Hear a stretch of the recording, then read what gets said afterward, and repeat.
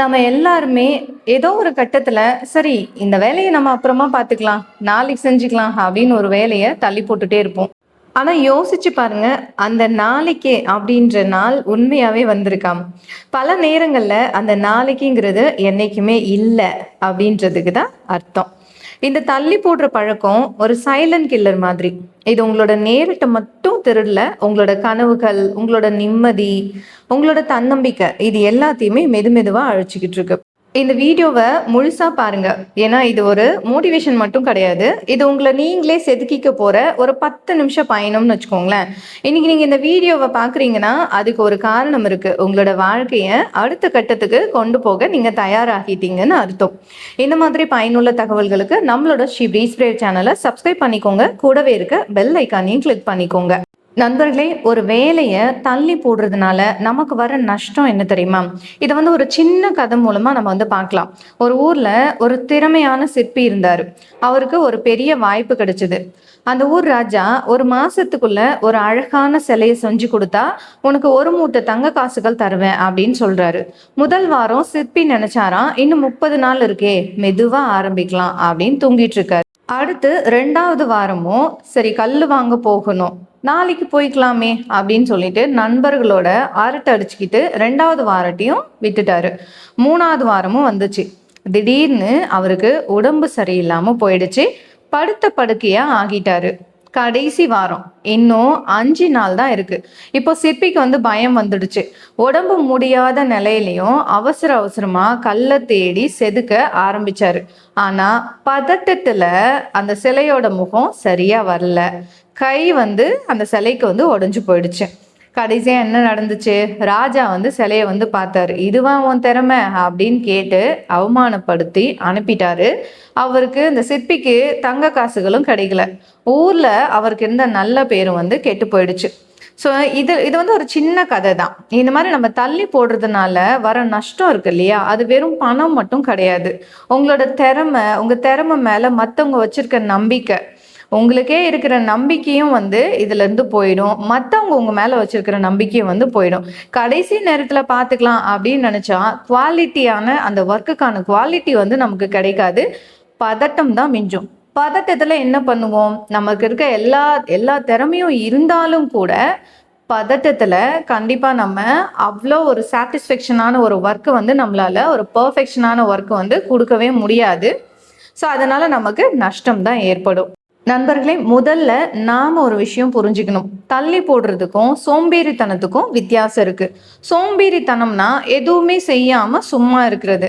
ஆனா தள்ளி போடுறது அப்படிங்கிறது ஒரு முக்கியமான வேலையை வச்சுக்கிட்டு மனசுக்கு தெரிஞ்சே அதை தவிர்த்துட்டு வேற ஏதோ ஒரு தேவையே இல்லாத வேலையை செய்யறது. உதாரணத்துக்கு எக்ஸாமுக்கு படிக்கணும்னு நினைப்பீங்க. ஆனா புக் எடுக்கிறதுக்கு முன்னாடி ஒரு 5 நிமிஷம் இன்ஸ்டாகிராம் ரீல்ஸ் பார்க்கலாம் அப்படின்னு ஆரம்பிப்பீங்க. அந்த 5 நிமிஷம் 5 மணி நேரமா மாறும். ஜிம்முக்கு போகணும்னு நினைப்பீங்க. ஆனா இன்னைக்கு ரொம்ப டயர்டா இருக்கு, வர திங்கக்கிழமைல இருந்து போய்க்கலாம், ஒரு நல்ல ஆரம்பமா இருக்கட்டும் அப்படின்னு நினைச்சு தள்ளி வச்சிருவீங்க. இந்த நாளைக்கு அப்படின்ற வார்த்தை ஒரு போதை மருந்து மாதிரி. அது இப்போதைக்கு உங்களுக்கு ஒரு தற்காலிக நிம்மதியை தரும். ஆனா லாங் ரன்ல உங்களோட வாழ்க்கைய அது நரகமாக்கிடும். நீங்க தள்ளி போடுற ஒவ்வொரு நிமிஷமும் உங்களை விட வேகமா ஓடுற ஒருத்தன் உங்களை முந்திக்கிட்டு போய்கிட்டே இருக்கான்றத நீங்க லைஃப்ல மறந்துடக்கூடாது. ஏன் நம்ம ஒரு விஷயத்த தள்ளி போடுறோம் அப்படின்னு பாத்தீங்கன்னா, இதுக்கு பின்னாடி சில உளவியல் காரணங்கள் இருக்கு. தோல்வியை நினைச்சு நம்ம நினைக்கிற பயம், நமக்கு ஏற்படுற ஒரு பயம். நாம இதை செஞ்சு அது சரியா வராம போயிட்டா மற்றவங்க என்ன நினைப்பாங்க அப்படின்னு பயப்படுறோம். அந்த பயத்தினாலேயே ஆரம்பிக்காமலேயே விட்டுடுறோம். ஆனா ஒண்ணு மட்டும் தெரிஞ்சுக்கோங்க, எதுவுமே செய்யாம இருக்கிறது தான் இருக்கிறதுலயே மிகப்பெரிய தோல்வி. இதை மனசுல பதிய வச்சுக்கோங்க. 2வது பெர்ஃபெக்ஷனிசம். எல்லாமே சரியா அமையணும் அப்போதான் நான் ஆரம்பிப்பேன் அப்படின்னு நினைக்கிறது. நண்பர்களே, உலகத்துல எதுவுமே பர்ஃபெக்டே கிடையாது. நீங்களும் சரி நானும் சரி, எதுவுமே பர்ஃபெக்ட் கிடையாது. நீங்க ஆரம்பிச்சு குட்டி குட்டி தப்புகள் பண்ணும்போது தான் அதுல இருந்து இதை தப்பு பண்ணக்கூடாது அப்படின்ற விஷயமே நமக்கு தெரியும். ஸோ எடுத்த உடனே எல்லாமே பர்ஃபெக்ஷனா இருக்கணும், எல்லா சுச்சுவேஷனும் பர்ஃபெக்ஷனா இருக்கணும், மக்களும் பர்ஃபெக்ஷனா இருக்கணும், ஒர்க்கர்ஸும் பர்ஃபெக்ஷனா இருக்கணும், அப்பதான் நான் ஒரு ஒர்க்கை ஸ்டார்ட் பண்ணுவேன் அப்படின்னு சொல்லிட்டு ரொம்ப பர்ஃபெக்ஷன் எதிர்பார்க்க கூடாது.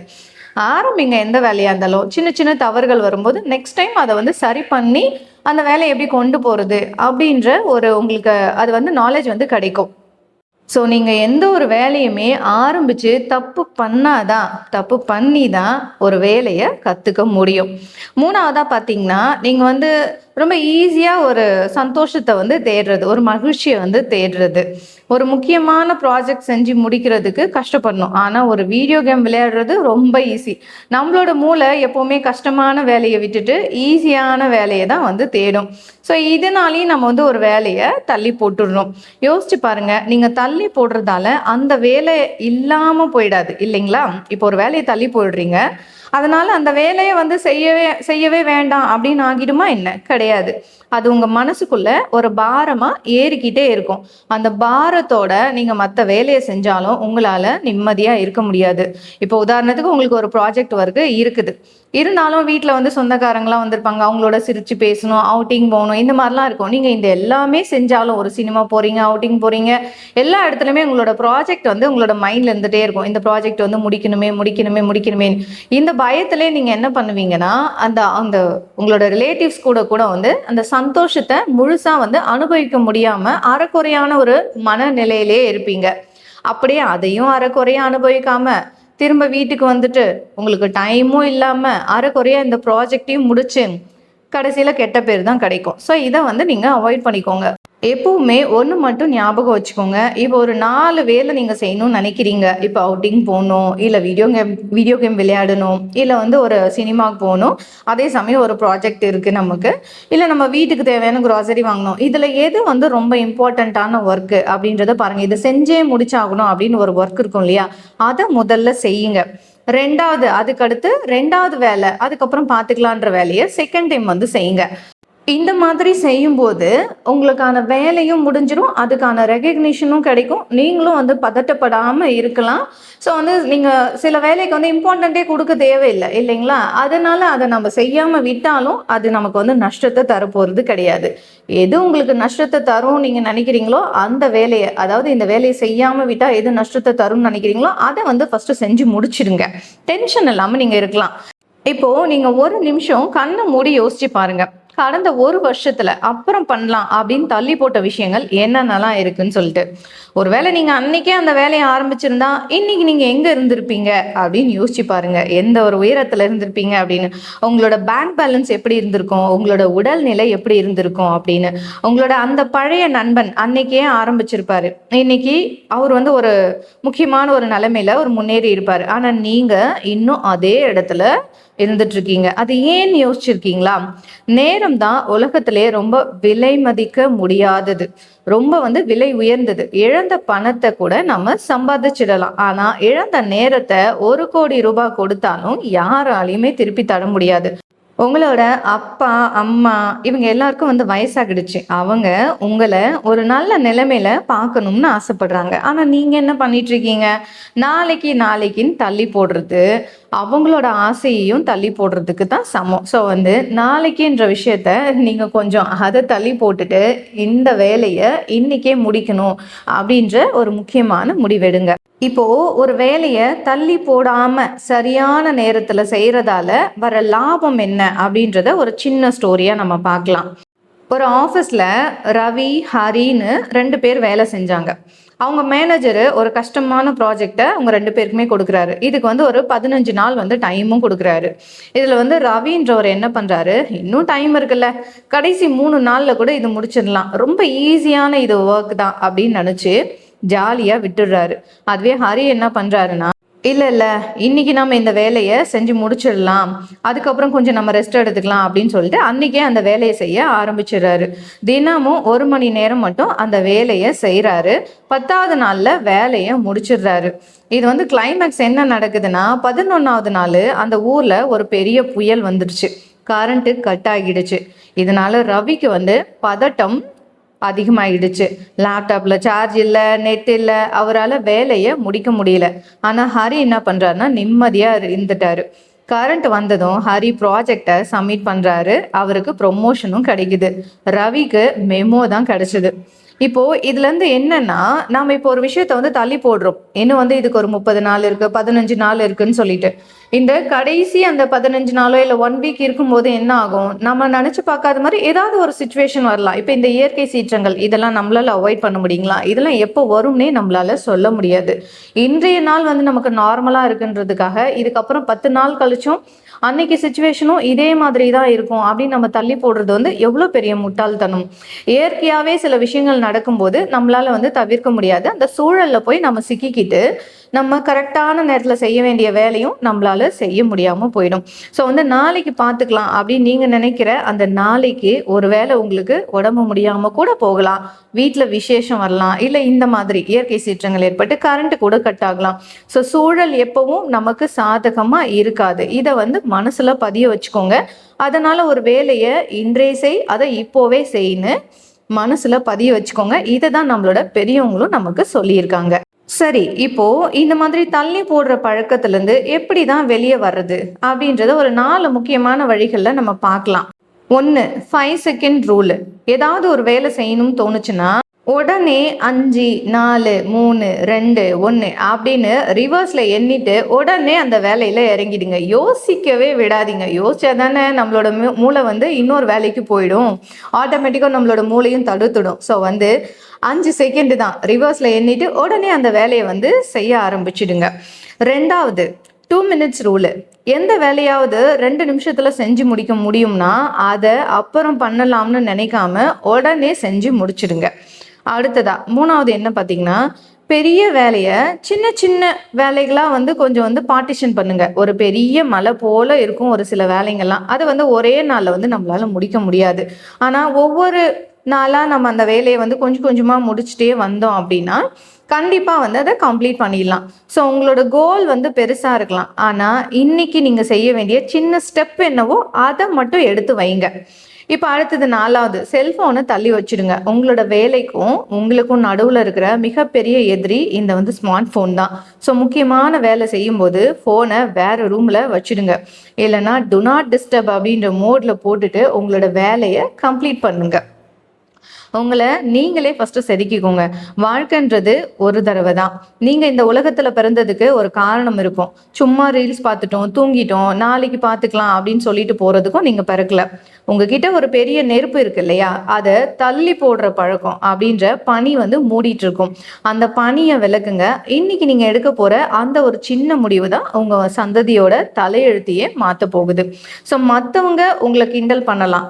இவன் என்னடா இப்போ திடீர்னு வேலை செய்யறான் அப்படின்னு கூட கேட்கலாம். எதையும் காதுல வாங்கிக்காதீங்க. சிங்கத்துக்கு அதோட வேட்டை தான் முக்கியம். அது மாதிரி உங்களுக்கு உங்களோட இலக்கு தான் என்னைக்குமே முக்கியமா இருக்கணும். இப்போ இந்த தள்ளி போடுற பழக்கத்தை ஒழிக்கிறதுக்காக ஒரு 3 வழிகள், எனக்கு தெரிஞ்ச எளிமையான வழிகளை சின்ன சின்ன உதாரணங்களோட உங்களுக்கு சொல்றேன். நான் ரொம்ப சிம்பிளாக தான் இருக்கும். நீங்க ஃபாலோ பண்ண ஆரம்பிச்சிங்கன்னா உங்களோட வாழ்க்கையில ஒரு பெரிய மேஜிக் நடக்கிறத நீங்களே பார்ப்பீங்க. 5 நிமிஷம் மட்டும் உங்களோட பிரெயின் இருக்கு இல்லையா, அந்த மூளையை வந்து ஏமாத்துற வித்தையை வந்து கத்துக்கோங்க. நமக்கு ஒரு வேலையை செய்ய பிடிக்கலன்னா நம்மளோட மூளை உடனே அப்புறம் பார்த்துக்கலாம் அப்படின்னு சொல்லும். அந்த நேரத்துல உங்களோட மூளை கிட்ட நீங்க ஒரு டீல் போட்டுக்கோங்க. எப்படின்னா, நானும் இந்த வேலையை முழுசா செய்ய போறது கிடையாது, வெறும் 5 நிமிஷம் மட்டும்தான் செய்ய போறேன், 5 நிமிஷம் முடிஞ்சதும் நான் வேலையை நிறுத்திடுவேன் அப்படின்னு உங்களுக்குள்ளே சொல்லிக்கோங்க. உதாரணத்துக்கு, உங்களுக்கு ஒரு வீடு பெருக்க பிடிக்கலையா, வீடு வந்து பெருக்க வேண்டாம், அதாவது வீடு முழுக்க நீங்க பெருக்க வேண்டாம், இந்த ஒரு மூலையை மட்டும் 5 நிமிஷத்துல பெருக்கிடுறேன் அப்படின்னு சொல்லிட்டு ஆரம்பிங்க. உண்மை என்னன்னா, நீங்க அந்த வேலையை ஆரம்பிச்சுட்டா அந்த 5 நிமிஷம் முடிஞ்சதுக்கு அப்புறமும் உங்களோட மூளையே சரி 5 நிமிஷம் ஆரம்பிச்சாச்சு அப்படியே முடிச்சிடலாம் அப்படின்னு உங்களை வந்து தூண்டும். இதை நிறைய பேர் வந்து உணர்ந்திருந்தீங்கன்னா கண்டிப்பா கமெண்ட்ல சொல்லிங்க.